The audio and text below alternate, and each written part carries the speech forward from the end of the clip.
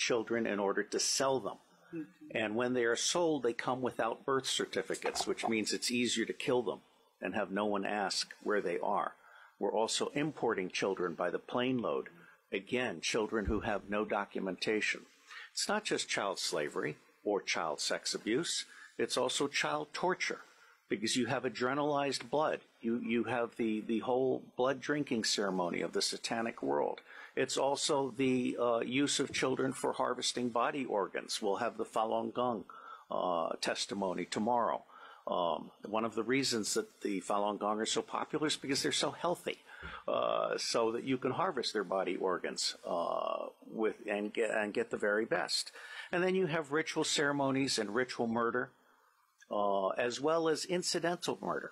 I have found in my research and preparation for this court and all of the work that will follow that most organizations that end up being used to prey on children, Oxfam is a recent example, all of the United Nations organizations, the Boy Scouts of America, all of the child services agencies across the United States of America, they did not start out as organizations to prey on children, but they attract pedophiles.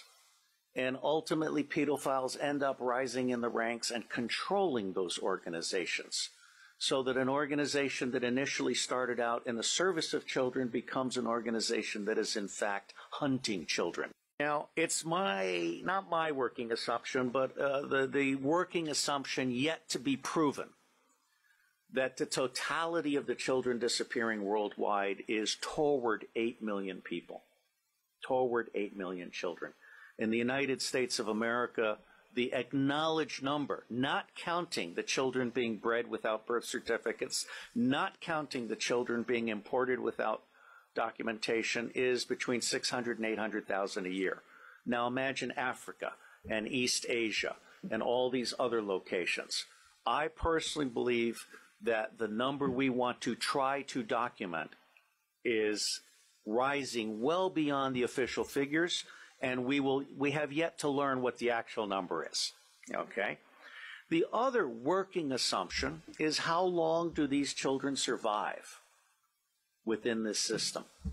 What I am hearing from the witnesses that I've talked to is 2 years.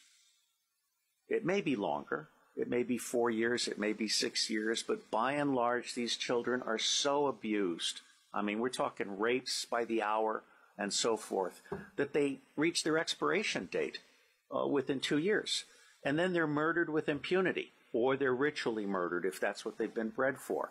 So I think we need to document this. No one else has done this before in a systematic manner. This commission is rendering a signal service by seeking to do an overall view in the public interest.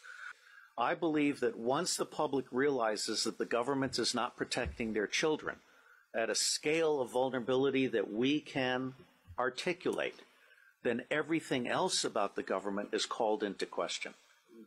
All right? So for me, this is a truly righteous endeavor. And I will end by saying that as much good as it might do to get the British angry, for me, the center of gravity for change is the American public. Because if you can get the American public angry, we will stop supporting dictators overseas. We will close all of our military bases overseas. I am on record as a former CIA operations officer saying that our 1,000 bases overseas are not there for national defense. They're there to serve as lily pads for the smuggling of guns, gold, cash, drugs, and small children.